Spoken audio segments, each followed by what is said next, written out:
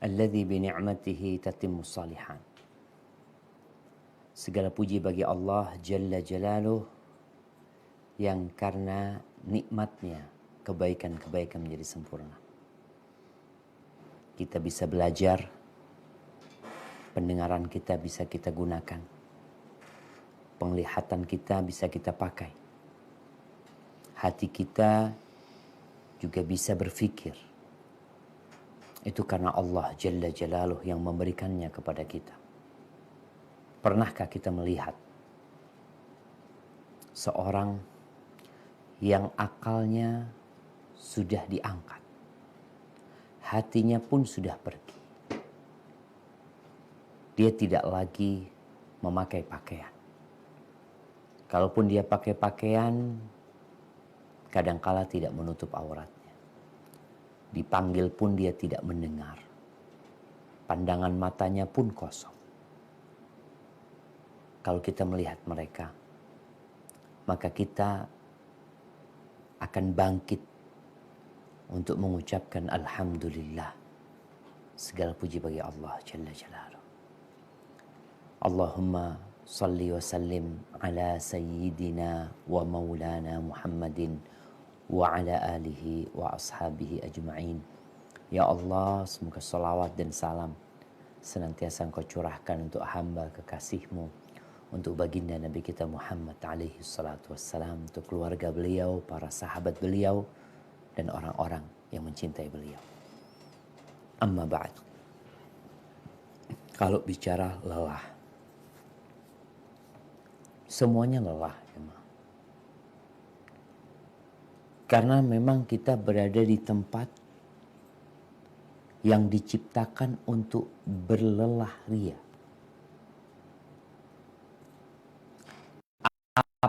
Apapun jabatan kita,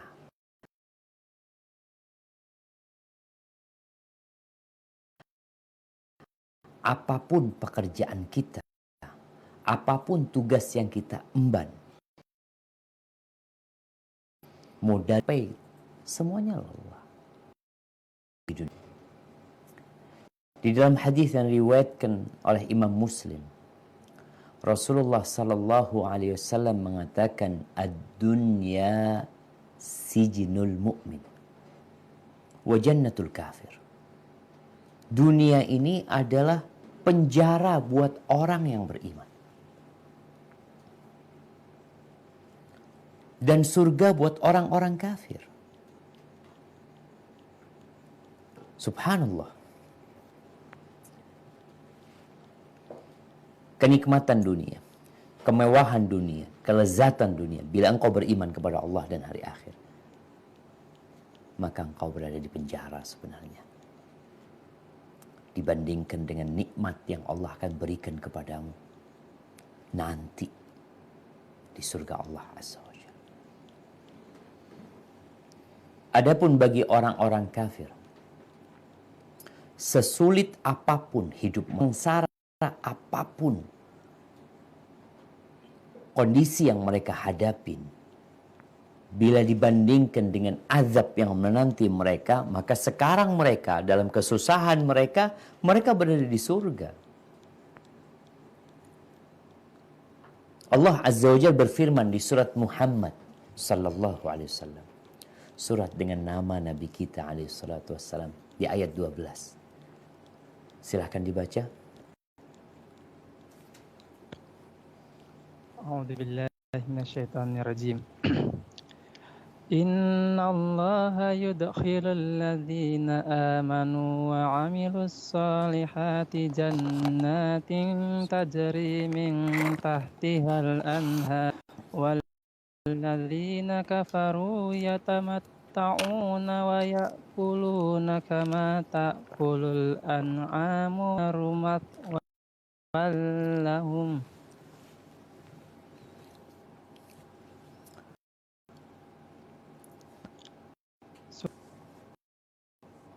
Allah akan memasukkan orang-orang yang beriman dan mengerjakan kebajikan ke dalam surga yang bawahnya sungai-sungai.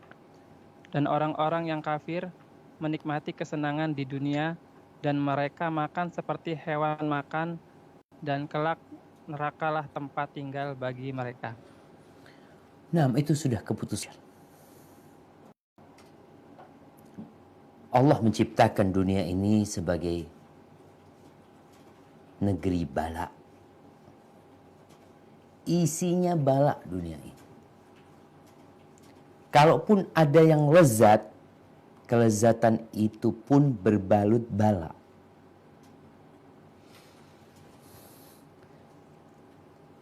Negeri yang penuh dengan kesengsaraan. Itu dunia. Capek,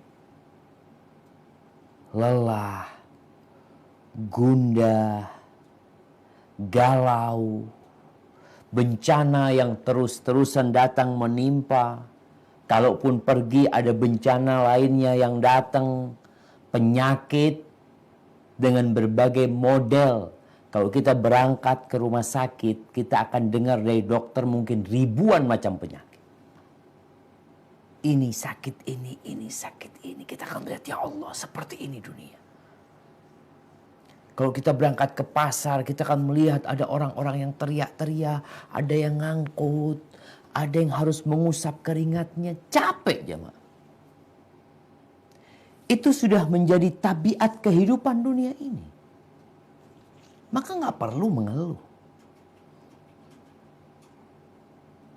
Emangnya kalau kita mengeluh, kecapean itu pergi, hilang, nggak akan. Makanya dikatakan oleh para ulama, alal aqin alla yaghtam fa innal ghamma la yanfa. Orang berakal itu udah nggak usah mikirin, nggak usah jadi beban buat dia. Karena hal itu nggak berguna buat engkau. Tatkala kita tahu dengan hakikat kehidupan dunia ini, dan kita tahu kenapa kita hidup, maka insya Allah kelelahan itu tetap ada, bukan akan hilang. Karena bukan waktunya hilang di dunia ini. Tapi paling tidak, kita akan dapat menjalani kelelahan itu dengan optimis. Allah Azza wa Jalla berfirman tentang hakikat penciptaan manusia di surat Al-Balad ayat 4. Nah, silakan dibaca. A'udzubillahi minasyaitonirrajim. Laqad khalaqnal insana fi kabad. Sungguh kami telah menciptakan manusia berada dalam susah payah. Udah. Fi kabad. Allah menciptakan kita dalam susah payah. Kita berada di perut ibu kita, udah susah di sana. Kadangkala ada bayi yang melintang. Kadangkala perut ibunya harus dibelah. Kondisi ibunya yang mengandung dia, punggungnya cekot-cekot, capek. Bapaknya juga berpikir gimana nanti kalau lahiran ini dan itu. Biaya yang harus dipersiapkan. Manusia, kata Allah, diciptakan fi kabad. Itu tabiat kita udah. Jadi sampai kapanpun, ingat, sampai kapanpun selama kita di dunia, kita akan merasakan kelelahan. Sebagian orang berpikir mati selesai. Mati itu pun puncak dari kelelahan nantinya. Tatkala malaikat pencabut nyawa mencabut nyawa manusia. Jemaah, kita ngerasakan ya. Kalau kita punya jari ini dipotong. Gimana sakitnya? Harus dibius, ini itu macam-macam. Karena nyawa yang di bagian sini itu akan dilepas. Tinggal di sini. Itu sakitnya bagaimana? Makanya dibius orang macam-macam. Gimana kalau ruh itu dicabut dari seluruh saraf kita? Gimana sakitnya? Capek, lelah, sampai berkeringat tuh. Orang yang dicabut nyawanya. Karena itulah kehidupan dunia. Kadang-kala nih anak buah mikir, saat Anda nih Apa nama PT-nya? Power Indonesia. PT Indonesia Power. PT Indonesia Power. PT Indonesia Power nih, Ana nih Ustaz baru masuk. Kalau Ana jadi mungkin jadi GM, insya Allah nggak capek, lebih capek lagi antum. Lebih capek. Ada orang jamaah yang jadi cleaning service, selesai bersih-bersih pulang dia, nggak mikir. Yang namanya manajer ini mikirkan anak buahnya, ini itu. Iya Ustaz, tapi kan gajinya lebih besar, tapi tetap capek sesuai dengan kelelahannya. Capek. Sekolahnya dia dulu nggak capek, pikirnya. Kan sebagian orang sekolah, aduh capek Ustaz, nanti insya Allah kalau sudah anak kan sekarang sekolah kedokteran umpamanya, insya Allah kalau udah jadi dokter nggak capek. Kata siapa? Jangan dipikir ketika kuliah kedokteran itu capek lelah, nanti kalau jadi dokter nggak capek. Kata siapa nggak capek? Kita nggak akan pernah lepas dari kelelahan. Karena Allah sudah mengatakan, laqad khalaqnal insana fi kabad. Berbeda dengan surga. Nggak ada kelelahan di sana. Nggak ada kesedihan, nggak ada kegundahan, nggak ada omongan-omongan yang menyakitkan hati, nggak ada celaan. Semua kesulitan, kesusahan yang membuat orang itu capek, nggak ada. Di sini di dunia makan pun capek kita. Sampai kadang-kala orang tua nyuruh anaknya makan, ayo nak makan nak, aduh males saya ini capek ini itu. Makan pun capek. Mungkin kita lezat capek juga. Harus masukin. Habis makan ternyata sakit perut. Habis makan kolesterol naik. Habis makan asam urat turun ke kaki. Capek. Di surga Allah berfirman di surat Al-Hijr ayat 48. Nah, silahkan A'udzubillahi minasyaitonirrajim. La yamassuhum fiha nasabun wa ma hum minhum bimukhrajin. Wa ma hum minha bimukhrajin. La yamassuhum fiha nasabun wa ma hum minha bimukhrajin. Mereka tidak merasa lelah di dalamnya, dan mereka tidak akan dikeluarkan darinya. Masya Allah. Nggak ada lelah di surga itu. Dan nggak akan dikeluarkan dari surga. Kadang-kala kan perusahaan ini kesian sama pekerjanya. Ayolah kita liburan, yuk. Kita berangkat kemana? Kita berangkat ke Batu, umpamanya kita sewa villa di sana istirahat, ini itu. Oh iya, bismillah berangkat. Berangkatnya capek. Pulangnya capek. Ustaz, di sananya mungkin engkau bersenang-senang sebentar. Dan capek juga, perjalanannya melelahkan udah Ustaz. Kita sering melihat ya, sampai hari ini dalam kondisi pandemi pun, hari Jumat itu jalan ke puncak penuh tuh. Padat, merayap. Orang mau kemana? Kata mereka mau melepaskan kelelahan mereka. Selama hari Senin, Selasa, Rabu, Kamis kerja capek Ustaz. Kita mau berangkat. Berangkat ke sana nggak capek. Capek. Sampai sana? Capek. Itulah istirahat tidur. Capek engkau. Engkau istirahat karena capek. Terus nanti hari Ahad sore balik, capek lagi Ustaz. Jadi kalaupun ada tempat istirahat sejenak, maka itu pun berbalut dengan kelelahan.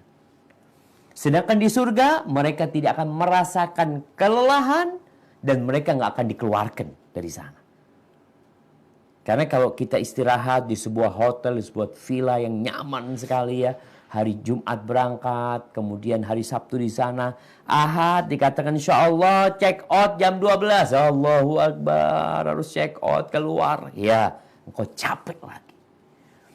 Ada orang-orang yang kita tidak melihat kelelahan di tubuh mereka, tapi kadangkala kelelahan itu ada di jiwa mereka, di pikiran mereka, di hati mereka. Yang jelas semuanya capek di dunia.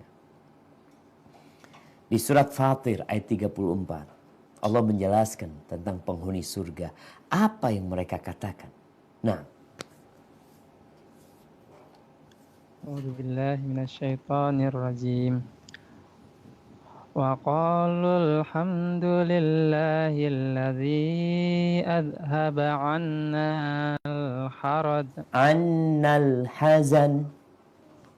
wa wa wa qalu alhamdulillahilladzi adhaba 'anna al-hazana inna rabbana laghafurun syakur.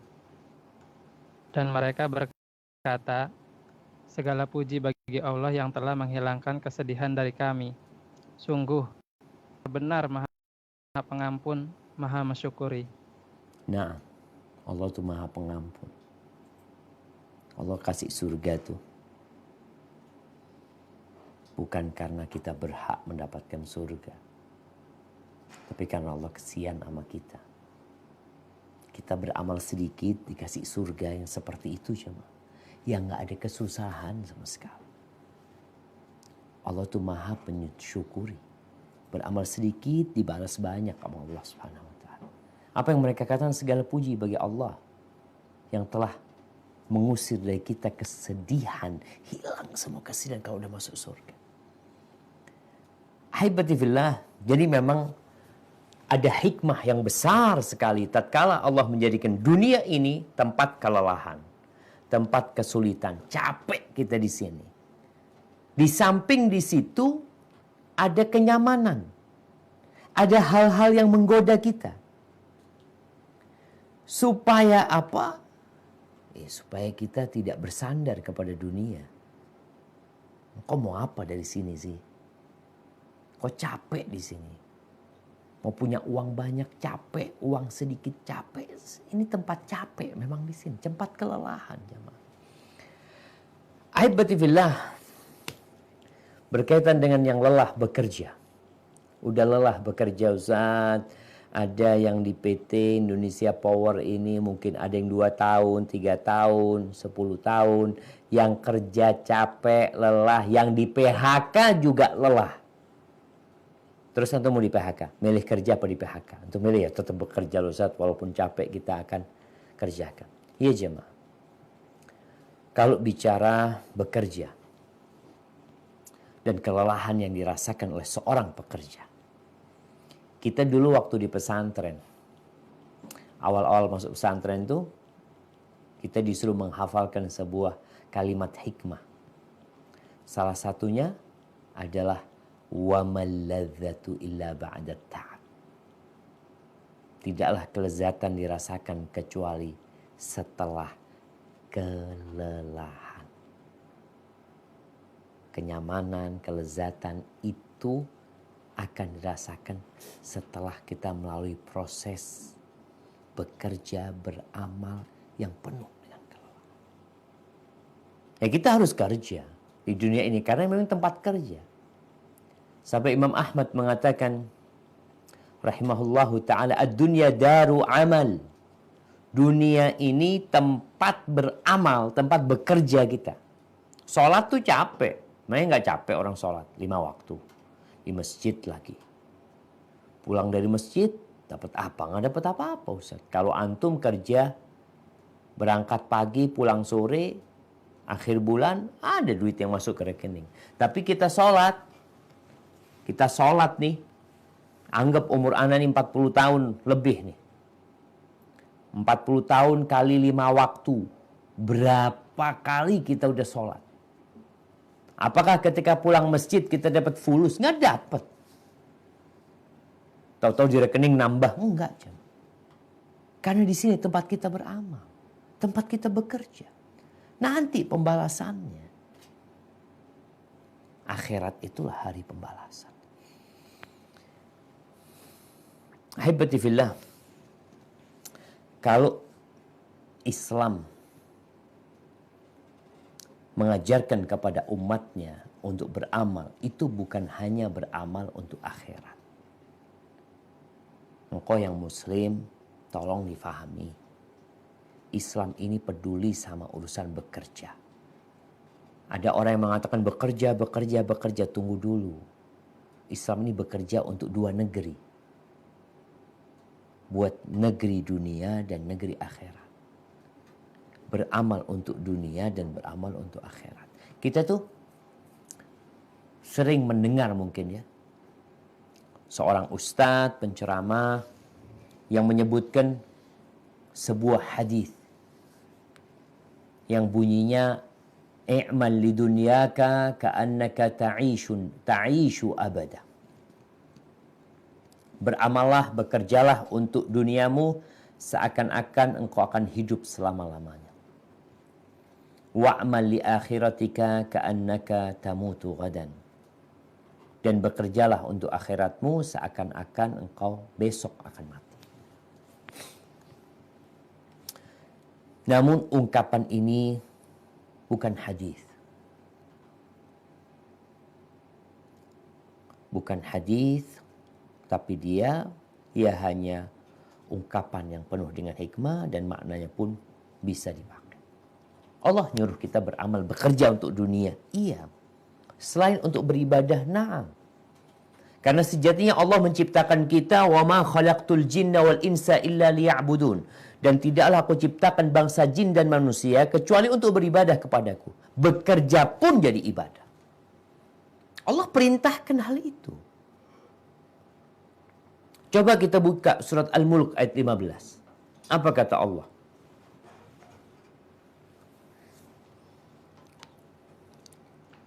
A'udzu billahi minasyaitonir rajim. Huwallazi ja'ala lakumul arda lan famshu fi manakibiha wa kulu mir rizqih wa ilaihin nusyur. Dialah yang menjadikan bumi untuk kamu yang mudah dijelajahi. Maka jelajahilah di segala penjurunya dan makanlah sebagian dari rizkinya. Dan hanya kepadanya lah kamu kembali setelah dibangkitkan. Nah, ciptakan bumi ini. Jadikan di sana tempat-tempat mengais rizki. Ya, tugas kita engkau jalan. Jelajahi itu bumi itu. Keluar dari rumahmu, langkahkan kakimu, berangkat kerja, cari sebagian rizki.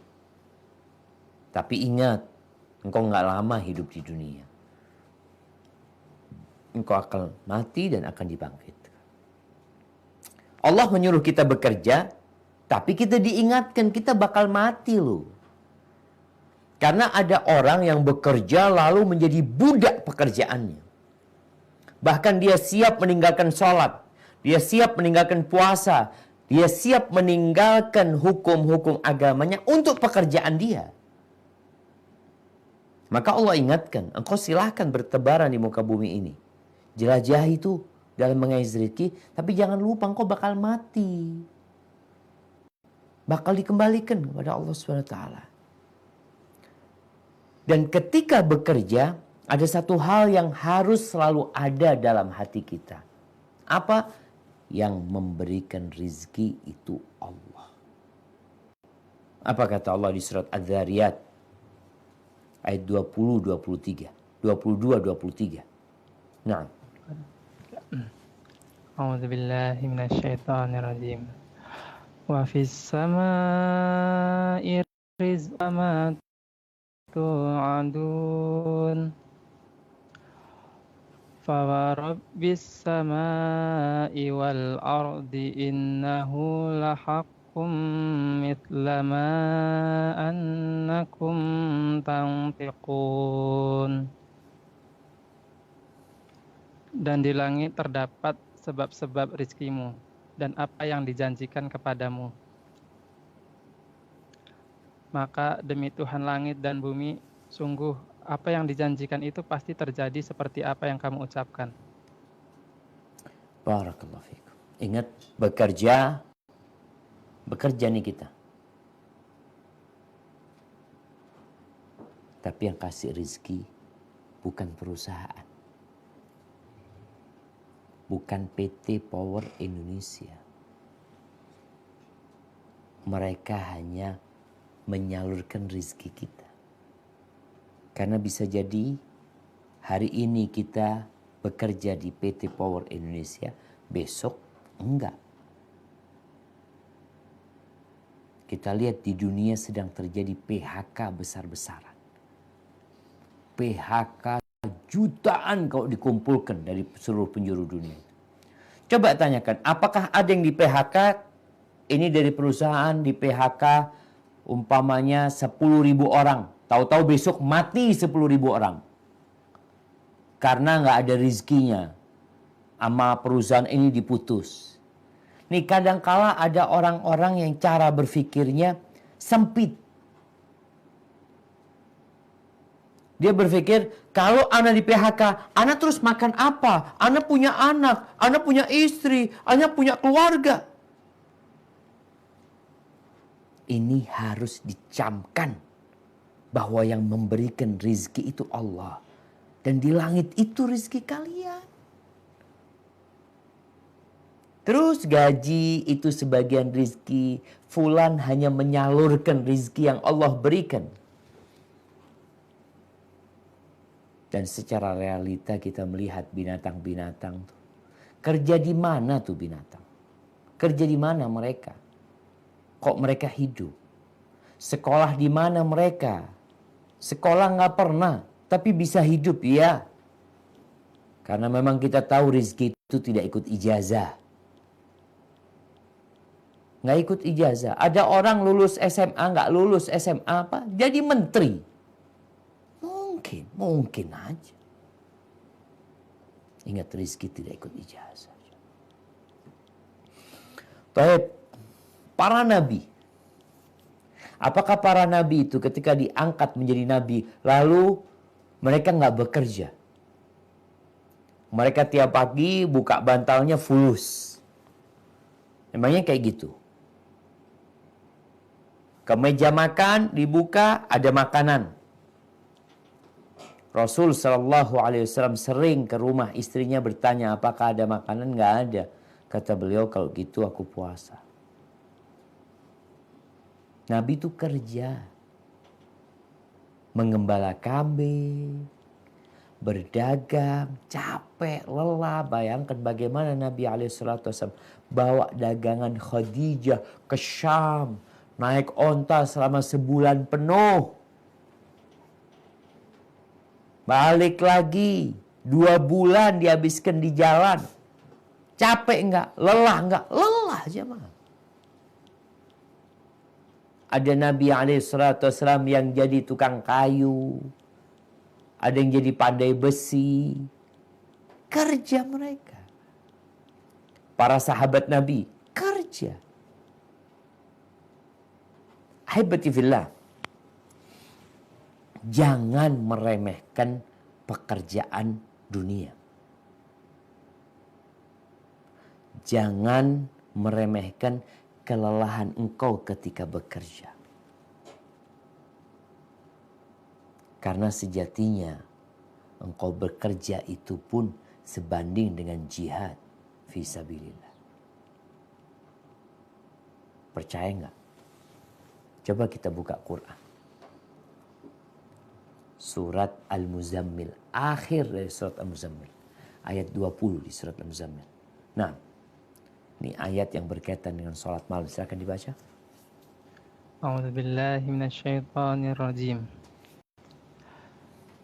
Inna rabbaka ya'lamu annaka taqumu adna min thulathayil layli wa nisfah wa thulahu wa ta'ifatum minal ladzina ma'aka wallahu yuqaddirul layla wan nahar alima allan tuhsuhu fataba alaikum faqra'u ma tayassara minal Qur'an alima an sayakunu minkum marada wa akharun يضربون في الأرض يبتغون من فضل الله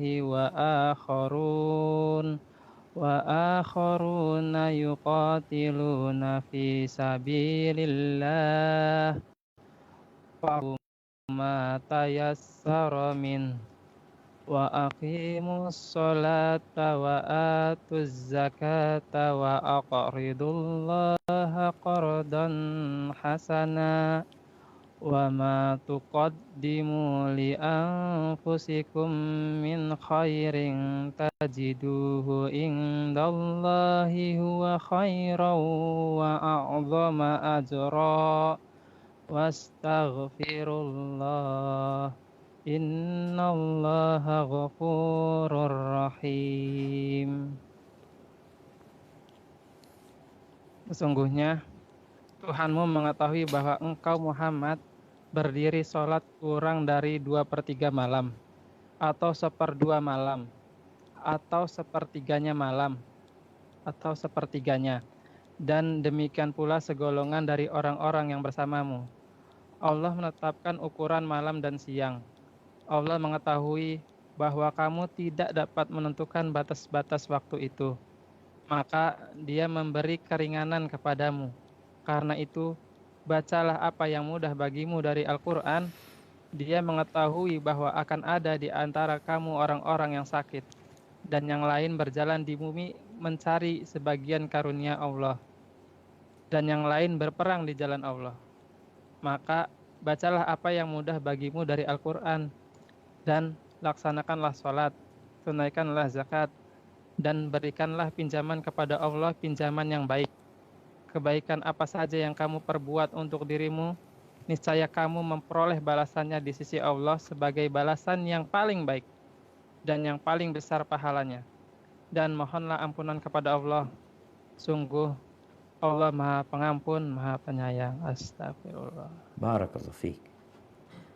Al-Imam Al-Qurtubi ketika menafsirkan ayat ini, beliau mengatakan Allah menyamakan dalam ayat ini kedudukan orang-orang yang berjihad di jalan Allah dan kedudukan orang-orang yang bekerja mencari nafkah yang halal untuk dirinya dan keluarganya.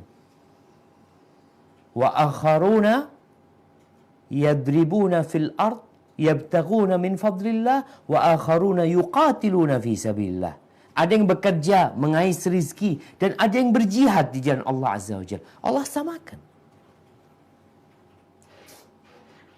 Jadi di sini bekerja mencari harta yang halal bimanzilatil jihad, maka dia itu seperti jihad fi sabilillah. Dalam hadis yang diriwayatkan Imam Tabrani, Rasulullah sallallahu alaihi wasallam beliau mengatakan, beliau ini sedang melihat seorang laki-laki yang gagah perkasa, yang kerjanya bagus, dedikasinya tinggi, semangat bekerjanya. Lalu mereka mengatakan, ini kan kerja cari duit nih orang ini. Bukan untuk berjihad di jalan Allah, dia sedang cari duit. Maka mereka mengatakan, "Lau kana hadza fi sabilillah ya Rasulullah." Andai kata nih, semangat dia, kesungguhan dia, tenaga dia itu digunakan untuk berperang di jalan Allah, tentu lain ceritanya.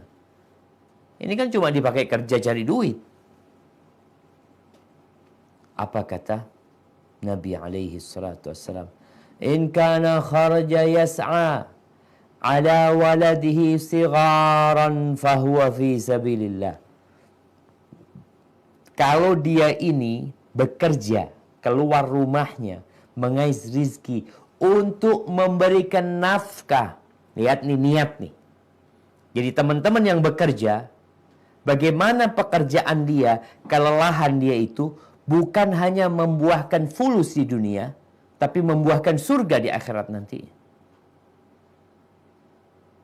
Caranya gimana? Niat.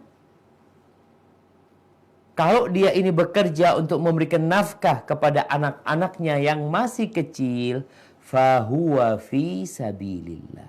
Maka dia terhitung fi sabilillah.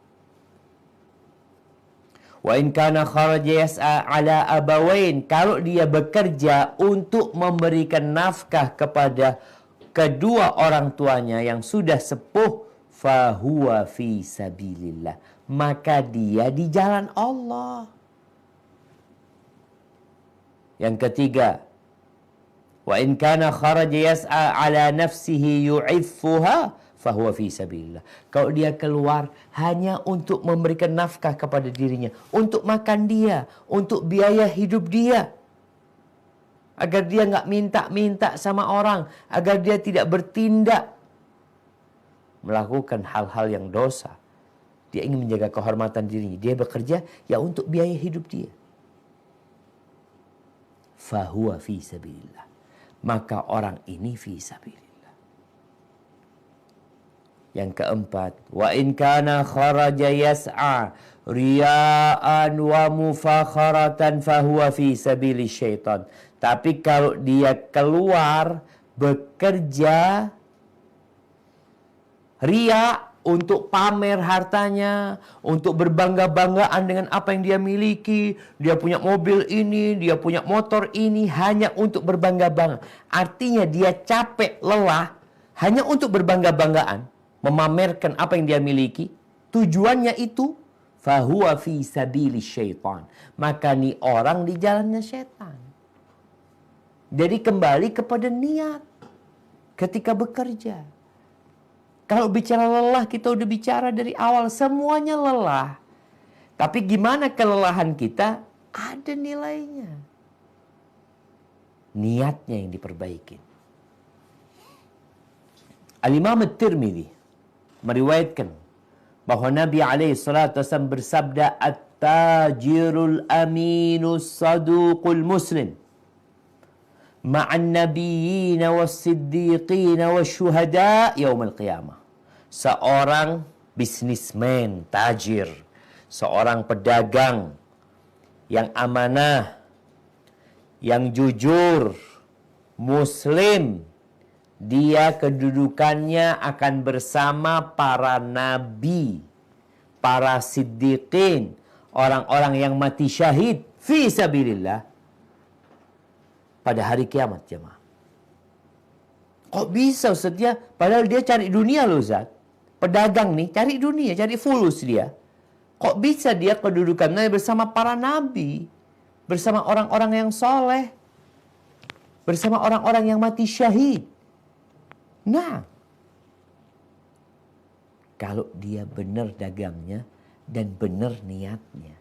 Di sini disebutkan, dia amanah, dia jujur, muslim, gak nipu orang lain. Maka derajatnya tuh sama dengan orang yang berjihad. Ini kawan-kawan yang bekerja. Kadang-kala gak amanah. Gak menyempurnakan pekerjaannya. Yang ada capek, lelah, ini, itu.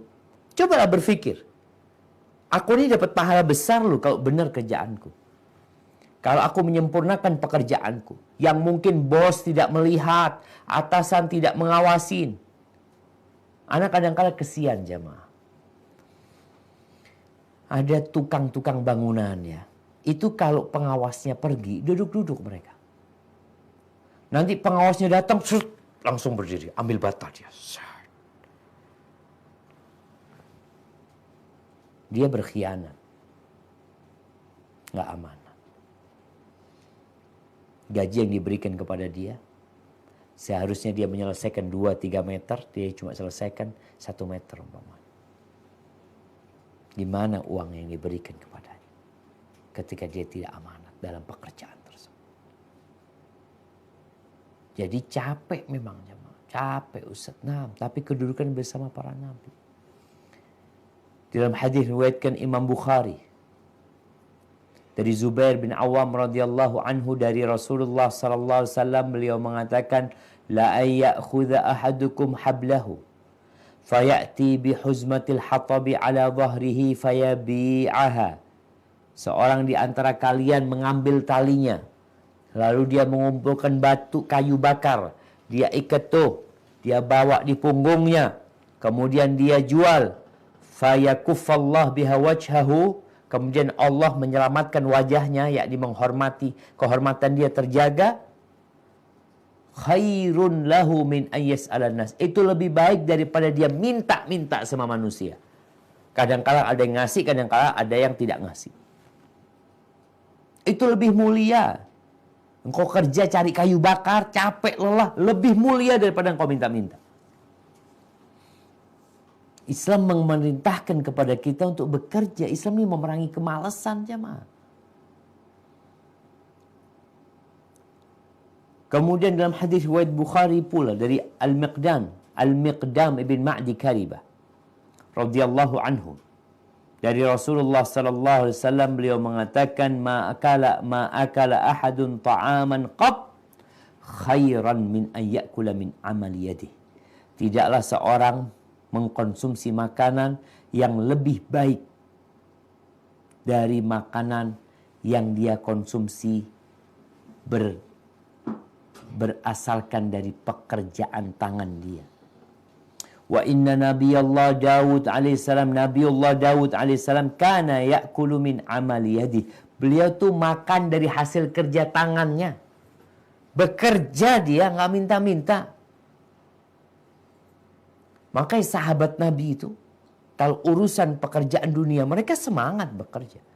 Mereka jadi orang kaya. Iya. Abdurrahman bin Auf, ketika dia hijrah, dia datang ke kota Madinah. Lalu Rasulullah sallallahu alaihi wasallam menjadikan dia bersaudara dengan Sa'ad bin Rabi al-Ansari. Apa kata Sa'ad? Ai akhi, wahai saudaraku, ana aktsaru ahli al-Madinati malan. Aku termasuk orang yang paling kaya di kota Madinah ini, paling banyak hartanya. Fandur syatra mali fakhudhu. Kau lihat separuh hartaku, kau ambil separuhnya buat engkau. Enak nih jemaah, kasih duit. Setengah hartanya diberikan kepada dia. Wa tahti imra'atani. Dan di bawahku ada dua perempuan, dua istrinya. Fandur ayyuhuma a'jabu ilaik hatta utalliqaha. Kau lihat mana yang lebih kau sukai, aku akan ceraikan dia. Nanti kau nikahi setelah masa iddahnya selesai. Faqala Abdurrahman. Gimana Abdurrahman? Menerima hal itu? Abdurrahman gak nerima jemaah. Dia mau kerja, dia mau capek, dia mau lelah. Karena di setiap kelelahan yang dia rasakan ada nilainya. Fi sabilillah. Gimana orang kemudian gak mau bekerja, gak mau capek-capek? Apa kata Abdurrahman bin Auf? Barakallahu laka fi ahlika wa malika. Semoga Allah memberkahimu di keluargamu dan di hartamu. Dulluni ala suq. Tunjukkan kepada aku di mana pasar di Madinah ini. Aku mau kerja. Aku mau jualan. Fadalluhu ala suq. Kemudian dikasih tahu pasar di tempat ini dan itu. Berangkat dia ke pasar. Jual beli dia. Dapat berapa hari dapat keuntungan, nikah dia. Punya uang dia. Dikasih, enggak dia, aku mau kerja. Capek, ya. Tapi kan ada nilainya.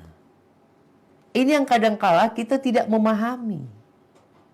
Bahwasanya kita kerja urusan dunia, itu akan bernilai ibadah, akan menjadi amalan yang menyaingi jihad fi sabilillah kalau niatnya kita benar. Bukan untuk berbangga-banggaan, bukan untuk gaya hidup, bukan. Nabi SAW mengatakan, ma yusibul muslima. Tidaklah seorang muslim ditimpa dengan nasab. Nasab itu kelelahan. Ditimpa dengan kelelahan. Wala wasab. Tidak pula penyakit yang menimpa dia. Wala ham. Kekhawatiran dengan yang akan datang. Wala hazan. Kesedihan dengan masa lalu. Wala adha. Apalah yang menyakitin dia. Wala gham. Gham itu gundah gulana. Hatta syauka yushakuha. Sampai duri yang masuk ke kakinya atau masuk ke tubuhnya illa kaffarallahu biha min khataya, melainkan Allah akan menghapuskan dosa-dosanya. Jadi kelelahan kita pulang bekerja itu menjadi penghapus dosa. Niat kita bekerja membawa rizki buat keluarga, kita terhitung fi sabilillah. Makanya mukmin itu slogannya inna solati wa nusuki wa mahyaya wa mamati lillahi rabbil alamin. Buat Allah semuanya. Salatku buat Allah. Sesembelihanku buat Allah. Hidupku aku buat Allah. Matiku pun buat Allah. Maka mulai saat ini berusaha untuk bekerja dengan niat tadi memberikan nafkah kepada keluarga. Jangan berkhianat. Jangan menipu. Kita udah capek, lelah, masuk neraka. Na'udzubillah min dzalik. Apakah orang-orang yang menipu, yang tidak amanat, antum pikir mereka istirahat, nyaman, gak capek? Mereka lelah dan capek. Karena sejatinya kalau ada orang yang berbuat dosa, akan ada nokta hitam di dalam hati dia. Dia ketakutan. Gimana dia akan merasakan kenyamanan? Para koruptor, apa dibikin mereka senang-senang dengan harta yang gak ada? Mereka tersiksa dengan harta tersebut.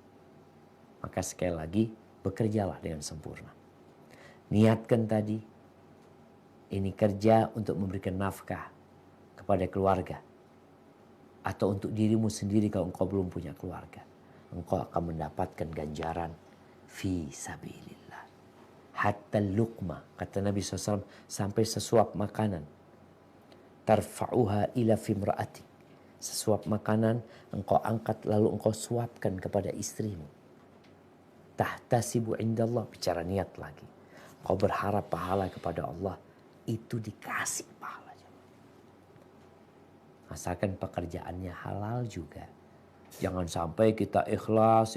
Ana bekerja Ustaz untuk kerabat, untuk anak, untuk orang tua, tapi kerjaannya haram. Na'udzubillah min dzalik. Engkau bawa yang haram buat keluargamu. Ini yang bisa Anda sampaikan pada kesempatan kali ini. Kurang lebihnya mohon maaf. Mungkin kita masuk ke sesi tanya jawab. Nah, Anda persilahkan. Barakallahu fiik, Ustadz Dr. Syafiq Riza Basalamah. Mudah-mudahan bisa membuat rekan-rekan kita semangat lagi dalam bekerja dengan amanah, tidak curang, dan sadar bahwa ini ada nilainya, fisabilillah. Kurang lebih seperti itu ya Ustadz ya. Siap. Baik, untuk sesi selanjutnya yaitu acara sesi tanya jawab. Bagi para rekan-rekan yang ingin bertanya bisa melalui kolom chat atau raise hand. Mungkin bisa dibantu dengan Mas Albi juga ya.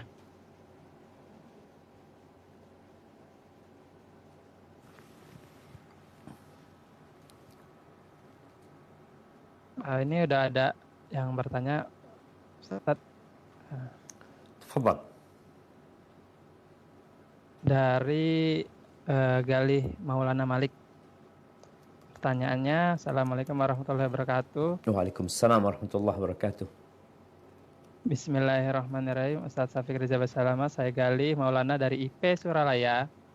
Mohon izin bertanya, satu, bagaimana hukumnya jika menerima uang atau imbalan terima kasih dari pihak ketiga atau vendor atas bantuan pekerjaan? Yang kedua, dan bagaimana hukumnya jika uang imbalan yang kita terima itu kita berikan kepada fakir miskin atau sedekah ke orang yang membutuhkan? Itu saja Ustadz, mungkin bisa langsung. Nah, barakallahu fikum. Iya jemaah. Sebenarnya yang perlu ditanyakan itu yang pertama. Setelah itu kita akan mendapatkan jawaban untuk yang kedua. Uang yang kita terima dari pihak ketiga, apakah kita sebenarnya sudah mendapatkan gaji untuk pekerjaan tersebut? Kalau ternyata kita sudah dapat gaji dari kantor kita, dari perusahaan kita, maka kita nggak boleh terima dari pihak ketiga. Terus gimana Ustaz kalau dikasih Ustaz? Kalau kantor tempat kita kerja memberikan izin, tafadhol diterima nggak apa-apa. Berarti kantor telah menghalalkan hak dia. Kita kerjakan waktu kita nih, tenaga kita udah dibayar sama kantor. Tapi kita masih mendapatkan imbalan. Yang imbalan ini ucapan terima kasih sebenarnya tidak masuk dalam kontrak karena sudah digaji dia. Sehingga kalau dihalalkan oleh pihak kantor untuk menerima jadi halal. Nggak ada masalah. Setelah itu ya fadhol, mau disedekahkan apa itu milikmu. Mau dimakan itu halal. Karena sudah diperbolehkan oleh pihak kantor. Pihak tempat kita kerja. Tapi kalau ternyata enggak. Kita nggak boleh nerima itu Ustaz. Tapi kita dipaksa Ustaz nerima.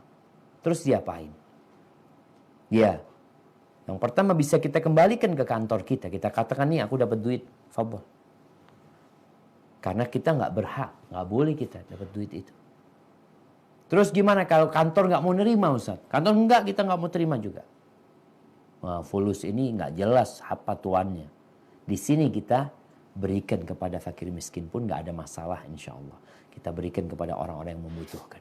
Tapi bukan dengan niat sodako. Dengan niat mau melepas uang ini. Uang ini sana nggak mau terima, sini nggak mau terima. Dan anak tidak boleh terima. Maka lepas duit itu. Jangan merasa, oh alhamdulillah anak sudah sodako. Enggak, engkau berlepasnya itu bukan duitmu sebenarnya. Itu bukan duit kita. Karena kita dilarang menerima hal itu. Dan kantor dibalikin, nggak mau gitu loh. Hadza wallahu a'lam bissawab. Nah.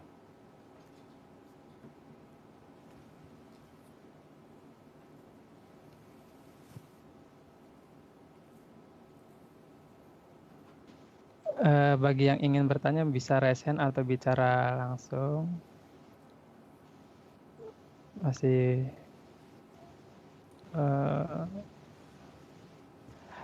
ada lagi pertanyaan nih Ustadz dari ibu-ibu. Tafadhal. Pak Ustadz, bagaimana apabila istri yang bekerja, apakah pahalanya sama dengan suami yang bekerja karena sebagai kepala keluarga? Tafadhal Ustaz. Barakallahu fikum. Nah jamaah. Tadi kan udah disampaikan tuh. Tentang bagaimana niat bekerja. Kalau istri yang bekerja untuk memberikan nafkah kepada orang tuanya. Atau untuk memberikan nafkah kepada anak-anaknya. Atau untuk mencukupi diri dia. Maka dia terhitung fi sabilillah. Namun kalau ternyata ada perempuan yang udah dicukupin oleh suaminya. Cukup sebenarnya Ustaz. Untuk biaya hidupnya cukup. Tapi dia ini maksa mau bekerja. Untuk gaya hidup dia. Untuk beli tas, untuk beli ini, untuk beli itu. Maka di akhir hadis Nabi menyebutkan.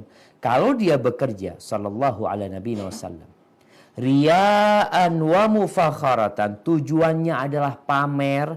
Tujuannya untuk berbangga-banggaan. Yang dapat mengantarkan kepada kesombongan. Dia tuh di jalannya setan. Baik itu perempuan, baik laki-laki. Sama aja. Sama aja sekarang. Tinggal dilihat kenapa engkau bekerja. Kalau bicara bekerja untuk sodako selesai. Ini kita bicara bekerja untuk membiayai hidup keluarga. Bukan untuk berangkat umroh, bukan untuk berangkat haji. Kalau itu jelas niatnya untuk beribadah. Orang namanya haji dia jelas-jelas beribadah. Tapi ini pun bekerja untuk kasih makan kepada orang tua. Ternyata terhitung fi sabilillah. Jadi yang penting bagaimana niat kita.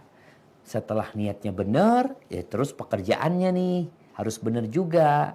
Harus pekerjaan yang halal. Harus amanah. Jangan sampai orang ingin memberikan nafkah kepada anaknya. Ingin memberi air susu atau susu buat anaknya, dia mencuri.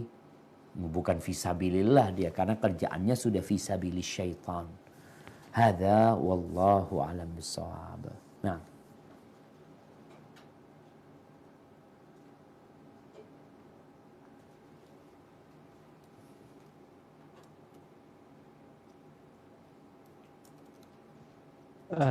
Selanjutnya, barakallahu fiik Ustadz, maaf tadi kemut.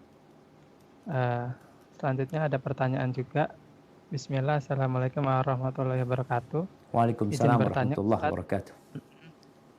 minta nasihat atau mungkin ada hukum syar'inya bekerja yang disarankan oleh Islam itu apakah paling utama berdagang?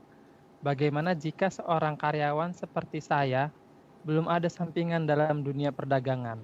Apakah saya harus memaksakan diri untuk memiliki usaha lain selain bekerja sebagai karyawan atau menjalani dengan sungguh-sungguh sebagai karyawan? Barakallahu fikum. Naam jamaah. Sebenarnya tidak ada pekerjaan khusus yang dianjurkan orang untuk mengerjakannya. Namun ada beberapa hadis yang mengisyaratkan tentang kemuliaan pekerjaan tersebut. Contohnya, mengembala kambing. Ini bukan jadi pedagang kambing, bukan pengembala kambing. Bukan pedagang. Nabi SAW mengatakan, Ma min nabiyyin illa ra'al ghanam. Tidak ada seorang nabi pun kecuali mengembala kambing. Ini menunjukkan mulianya profesi ini, di mana para nabi mengembala kambing. Kemudian kalau kita bicara dagang, tadi kita sampaikan hadis Nabi SAW, bagaimana Nabi memberikan arahan kepada orang-orang ini untuk bekerja. Jangan sampai nunggu dapat pekerjaan, tapi dia menjadi orang yang menciptakan pekerjaan. Kita kalau bicara ikut orang, ya sudah, alhamdulillah, kalau engkau ikut orang, engkau bekerja. Tapi kalau engkau nganggur, apakah kerjamu harus bawa ijazah, ngelamar sana, ngelamar sini, ngelamar situ. Nanti udah berapa bulan, gimana udah bekerja? Belum Ustaz, belum ada yang nerima anak bekerja. Engkau ciptakan pekerjaan sebenarnya. Nabi SAW tadi menyuruh orang itu untuk mengumpulkan kayu bakar. Cari engkau kayu bakar. Bawa, angkut di punggungmu, mungkin seorang gengsi. Nabi sampai menggambarkan sallallahu alaihi wasallam ya, bagaimana beratnya pekerjaan ini. Engkau cari, engkau bawa tali, engkau kumpulkan kayu bakar, engkau ikat, lalu engkau lalu engkau jual ke pasar. Itu lebih baik daripada engkau minta-minta. Jadi Nabi Daud alaihissalam, apa pekerjaannya? Beliau membuat baju besi. Adapun berdagang, orang-orang Arab ini memang banyaknya jadi pedagang. Makanya kalau di kota Mekah itu rata-rata mereka pedagang, tapi ketika Nabi hijrah ke kota Madinah, maka para sahabat itu rata-rata adalah orang-orang Ansor itu petani. Mereka punya kebun-kebun kurma. Di sini ada keutamaan yang disampaikan oleh Nabi SAW ya. Apa keutamaannya? Keutamaan kalau orang yang punya kebun, lalu hasil kebunnya atau sawah dimakan oleh burung, dimakan oleh apapun, dia dapat pahala sedekah nanti. Seperti, jadi nggak harus berdagang, bebas sebenarnya. Kemudian orang itu punya kecondongan. Dia, mamanya bisa ini, bisa itu, silahkan. Ada orang-orang yang nggak bisa berdagang. Dia bisanya ikut orang, silahkan ikut orang. Silahkan jadi pegawai. Nggak ada larangan untuk menjadi pegawai. Sahabat Nabi SAW macam-macam pekerjaan mereka. Ada yang kuli bangunan, ada yang bikin rumah, ada yang bertani, ada yang mengembala kambing. Macam-macam pekerjaan para sahabat Nabi itu. Sehingga kita pun bebas sebenarnya. Namun tadi ada isyarat bahwasanya keutamaan beberapa pekerjaan. Ada hadis yang mengatakan 90% ya rizki itu ada di perdagangan. Tapi hadis itu dhaif. Hadis itu dhaif. Yang sahih, bebas orang bekerja, silahkan. Dan semua kembali kepada niat dan kembali kepada dedikasi dia tatkala dia bekerja. Hadza wallahu a'lam bissawab. Nah. Barakallahu fiik. Selanjutnya mungkin jika ada yang ingin bertanya silahkan, dipersilahkan. Sepertinya pada malu-malu Ustaz untuk bicara Masya langsung. Allah. Tafadhol. Banyak yang lewat chat. Baik, saya bacakan saja jika seperti itu. Ada lagi, ini pertanyaan yang mungkin banyak ditanyakan. Nah. Assalamualaikum warahmatullahi wabarakatuh. Waalaikumsalam warahmatullahi wabarakatuh. Mau nanya Pak Ustadz, apakah boleh saya selalu memaksakan untuk selalu sholat duha di waktu kerja saya? Barakallahu fiik. Barakallahu fikum. Nah, jamaah. Kalau bicara sholat duha di waktu kerja, ini orang Masya Allah jemaah. Dia tanya tentang ibadah di waktu kerja dia. Tapi kadang-kala nggak tanya, Ustadz gimana main game waktu jam kerja gitu loh. Main game, jawab WhatsApp, nonton, macam-macam lah. Jadi sebenarnya ikut kepada perjanjian kita dengan tempat kita bekerja. Kalau kita diperbolehkan untuk tadi sholat duha ya. Mamanya ya waktu 5 menit ini itu. Artinya perusahaan membolehkan hal itu, ya silahkan. Tapi kalau ternyata tidak boleh, hendaklah sholat duha sebelum masuk kerja. Mamanya kerja jam 7, udah waktu duha udah masuk gitu loh sebelum itu. Jadi kalau memang anak berangkat kerjanya Ustadz, sebelum masuk waktu duha Ustadz. Karena perjalanan jauh, mamanya teman-teman yang di kota-kota besar ya. Tempat tinggal dia jauh dari tempat kerjanya. Kadang-kala sebelum masuk waktu duha dia udah berangkat. Ya udah, sholat duhanya sebelum jam kerja. Kalau udah masuk jam kerja, udah nggak diperbolehkan, ya nggak ada masalah, kita udah sholat duha. Maka kadang-kala kita perlu bertanya kepada bos kita, aturan yang ada di sana. Karena ada aturan orang masih boleh sarapan umpamanya ya. Di jam kerja itu dia masih boleh sarapan, ngopi, ini itu, bikin kopi. Berarti waktu-waktu yang sebentar yang ditinggalkan pekerjaan dia, itu termasuk yang diperbolehkan oleh perusahaan selama tidak banyak waktu dia. Dan itu untuk keperluan. Maka tinggal bagaimana kita memahami sistem pekerjaan di kantor kita sana. Hadza wallahu a'lam bishawab. Barakallahu fiik. Barakallahu fiik Ustaz. Masih ada waktu ya Ustaz ya? Tafadhol. Ya, pertanyaannya masih via chat. Assalamualaikum Ustadz, izin bertanya, di PT Indonesia Power cukup banyak sekali karyawatinya. Mohon pencerahannya apa saja yang harus diperhatikan khususnya oleh kaum akhwat agar pekerjaannya bisa menjadi ladang pahala dan mendatangkan keberkahan bagi baik di perusahaan ataupun di lingkungan keluarga. Barakallahu fikum. Nah, jamaah. Ya, ini penting nih. Di Indonesia ini memang Anda melihat banyak perempuan yang bekerja. Sebenarnya Allah itu menyuruh perempuan untuk di rumah. Allah mengatakan waqarna fi buyutikunna wala tabarrujna tabarrujal jahiliyatil ula. Kalau harus keluar rumah jangan bersolek seperti bersoleknya orang jahiliyah. Ini penting. Hukum asalnya tinggallah di rumah. Terus yang bekerja suami. Jadi perempuan itu di dalam agama kita dimuliakan, dihargai, ditinggikan derajatnya. Suami bekerja untuk istrinya. Wajib kasih nafkah sama istri itu. Bukan anjuran, tapi sebuah kewajiban. Ini tanda bagaimana Islam memuliakan para wanita dengan mewajibkan kepada kaum laki-laki untuk memberikan duit, memberikan nafkah kepada istrinya. Baik, tapi ada ustadz yang kadangkala dia suaminya kurang beruntung. Artinya nggak cukup lah ustadz. Boleh nggak istri bekerja? Boleh bekerja sang istri. Bantuin suaminya, boleh. Istri-istri sahabat ada yang bantuin suaminya.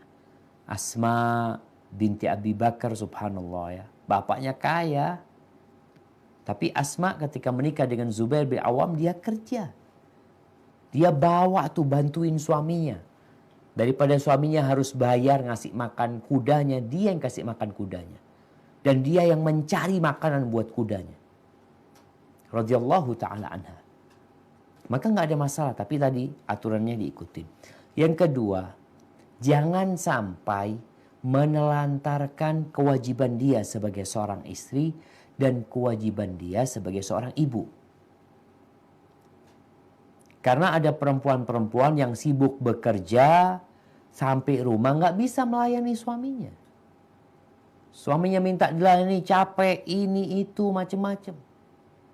Di antara tujuan pernikahan adalah menyalurkan syahwat tersebut. Ketika istri bekerja kemudian dia tidak bisa menunaikan kewajibannya, maka lebih baik ditinggalkan. Ini yang wajib loh. Itu sunnah, itu anjuran gitu loh. Tapi ini wajib engkau untuk melayani suamimu. Bahkan bagaimana Nabi SAW mengatakan, "Idza da'a ar-rajulu imra'atahu ila firashihi." Kalau seorang lelaki memanggil istrinya ke ranjangnya, kemudian perempuan itu menolak, lalu sang suami marah, maka malaikat akan melaknat dia sampai subuh. Gimana mau cari berkah dari pekerjaannya kalau ternyata malaikat melaknat dia? Maka tolong dipertimbangkan hal ini agar berkah pekerjaannya. Jadi jangan sampai akhirnya tidak melayani suami. Kemudian yang ketiga, kewajiban sebagai ibu. Banyak perempuan-perempuan yang maksa bekerja, anaknya tidak terurus. Padahal Allah Azza wa Jalla mengatakan, "Ya ayyuhalladzina amanu qu anfusakum wa ahlikum nara." Wahai orang-orang beriman, jagalah diri kalian dan keluarga kalian dari api neraka. Ada anak yang jadi berandalan ya. Ada anak yang jadi anak-anak pang yang nggak terurus. Ibunya berangkat merantau kemana, bapaknya merantau kemana. Subhanallah. Anaknya jadi apa? Maka supaya berkah, tolong itu diperhatikan. Kalau nggak mampu, anak nggak mampu menggabungkan hal itu, tinggalkan pekerjaan. Engkau lebih berat dengan tanggung jawabmu untuk mendidik anak-anak. Dan sampaikan kepada suami, minta maaf, aku nggak bisa membantumu. Karena anak-anak nggak ada yang ngurus. Oh, kita titipkan, jadi apa anak-anak dititipkan? Yang ada ibunya pulang capek, suami nggak bisa dilayani, anak-anak nggak bisa diurus. Maka itu jadi bencana buat rumah tangga. Orang itu ketika menikah, ketika membangun rumah tangga, mereka ingin rumahnya menjadi surganya. Jadi kelelahan di tempat kerja itu, masuk rumah, hilang kelelahan tersebut. Tapi kalau ya sama-sama lelah sampai rumah nggak ada surga, yang ada keributan di dalam rumah. Kemudian yang keempat, bertakwalah kepada Allah Subhanahu wa taala. Na'udzubillah ya. Ketika seorang perempuan bekerja, lalu di tempat kerjanya itu dia berinteraksi dengan laki-laki yang bukan mahramnya tanpa mengikuti aturan, biasanya akan mengantarkan kepada perselingkuhan, perzinaan. Gimana perusahaan akan dapat berkah nantinya? Gimana keluarga akan dapat berkah kalau ternyata nih perempuan na'udzubillah berzina? Dengan siapa? Dengan kawan kerjanya. Dan itu banyak. Anafon, nggak bisa ngomong banyak kan. Dan itu terjadi. Di tempat-tempat yang laki-laki perempuan bekerja satu tempat tanpa batasan-batasan yang Allah sudah atur, biasanya akan mengantarkan kepada perzinaan. Hadza wallahu a'lam bishawab. Nah. Barakallahu fiik. Kayaknya tinggal satu pertanyaan lagi, Ustaz. Barakallahu fiik. Nah. Pertanyaannya mungkin dari saya aja. Sampai kapan kita bertahan dalam kelelahan, Ustaz? Kira-kira sampai kapan kita merasakan lelah ini? Barakallahu fiikum. Iya jamaah. Kalau kita bicara lelah ya, sejak kita di perut ibu kita udah capek. Walaupun mungkin kita lupa dengan kelelahan itu. Keluar dari perut ibu kita ya, kita lelah. Dan kita membuat orang lain lelah ngurusin kita. Umur kita setahun, kita nggak mau capek orang banyak. Terus kita mulai bisa jalan ya, kita juga masih lelah, masih bikin lelah orang lain. Sampai kapan kelelahan itu? Tatkala kita sudah balik, ada kewajiban-kewajiban agama. Tatkala sebelum menikah, tatkala sudah menikah, tatkala punya anak, nggak punya anak, tatkala jadi kakek, kelelahan itu terus akan menemani kita. Mati, apakah berhenti kelelahan kita? Enggak. Kita masih akan melewati ujian di sana. Pertanyaan dari Mungkar dan Nakir. Setelah itu tatkala dibangkitkan manusia, menuju ke padang mahsyar, dibangkitkan dalam kondisi telanjang tidak beralas kaki. Sesuai dengan amalnya masing-masing di dunia. Akan ada matahari yang mendekat di padang mahsyar yang membuat mereka tenggelam dalam keringat mereka. Sesuai dengan amalan mereka. Nanti melewati sirat yang berada di atas neraka jahanam. Di mana para nabi doanya Allahumma salim salim. Berapa banyak orang yang berjatuhan di dalam api neraka. Dari setiap 1000, 1 yang masuk surga. Subhanallah jemaah. Terus kapan istirahatnya? Kata Imam Ahmad, fi awwali qadamin tad'uha fil jannah. Di awal engkau meletakkan kakimu di surga, itu baru istirahat. Baru akan mengatakan alhamdulillah alladzi adhaba 'anna al-hazan. Baru yang tadi kita baca ayatnya di surat Al-Hijr, la yamassuhum fiha nasabun. Nggak ada kelelahan di sana jemaah. Maka hidup kita adalah penuh dengan kelelahan.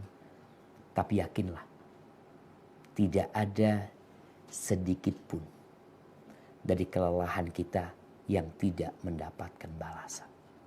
Faman ya'mal mithqala dzarratin khairan yarah. Barang siapa yang bekerja, capek, lelah, berbuat amal kebajikan sebesar semut, dia akan mendapatkan balasan. Wa may ya'mal mithqala dzarratin syarran yarah. Begitu pula yang melakukan amal keburukan walaupun sedikit, dia akan mendapatkan balasannya. Hadza wallahu a'lam bishawab. Itu yang bisa Ana sampaikan pada kesempatan kali ini. Kurang lebihnya mohon maaf. Ana doakan semoga kawan-kawan yang bekerja bisa memperbaiki niatnya, bisa menjaga niatnya, dan mati husnul khatimah. Jazakumullah khairan. Kurang lebihnya mohon maaf. Ana kembalikan ke moderator. Barakallahu fiik. Terima kasih Ustadz. Semoga Allah beri hidayah kepada kita. Semoga di lain kesempatan juga kuis. Ustadz bisa hadir secara langsung di tempat ini ya. Iya, ada kuis rupa nah. Paling enggak Ustadz mungkin bisa menyampaikan 3 pertanyaan kepada para jamaah karena hadiahnya sudah disiapkan ya Ustadz. Baik, siap. Pertanyaan yang pertama.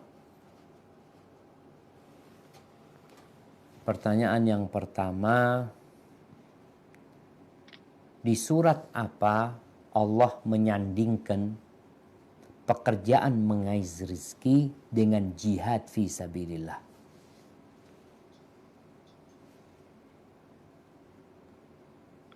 Kepada jamaah mungkin bisa raise hand atau di kolom chat.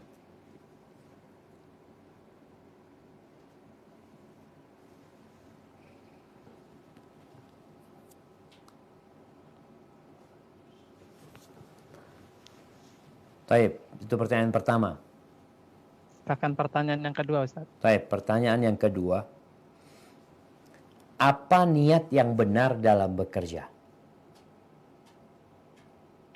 Pertanyaan yang kedua, apa niat yang benar dalam bekerja? Baik, pertanyaan yang ketiga.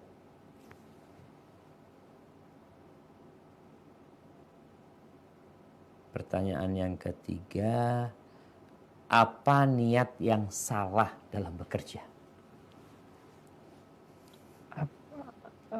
Moderator nggak boleh jawab ya, Ustaz. Ana nggak tahu kan moderator yang milih. Kalau dia mau pilih diri sendiri, Ana nggak tahu gitu. Ini udah cukup banyak yang menjawab. Mungkin Ustadz bisa diberitahu untuk ayat yang menjelaskan apakah nanti biar saya koreksi. Antum yang pilih nanti yang kasih hadiahnya ya. Taib. Yang pertama surat Al-Muzammil ya. Akhir surat Al-Muzammil di mana Allah menyandingkan bekerja mengais rezeki dengan jihad. Yang kedua, niat yang benar dalam bekerja adalah untuk memberikan nafkah kepada orang tua, kepada anak, dan kepada diri sendiri. Dan niat kerja yang salah adalah niat untuk pamer dan berbangga-banggaan. Barakallahu fikum. Nah, itu kayaknya ana mohon pamit ya. Antum tinggal lanjutkan bagi hadiahnya sama teman-teman kita. Jazakumullah khair. Ini untuk bagi hadiah mungkin jazakallah khair udah bisa diambil mungkin di ruangan. Nanti udah ada yang terpilih kita umumkan via email.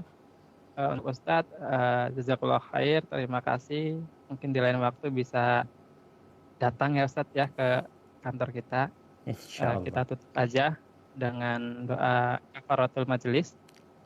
Subhanakallahumma wa bihamdika asyhadu an la ilaha illa anta astaghfiruka wa atubu ilaih. Wassalamualaikum warahmatullahi wabarakatuh.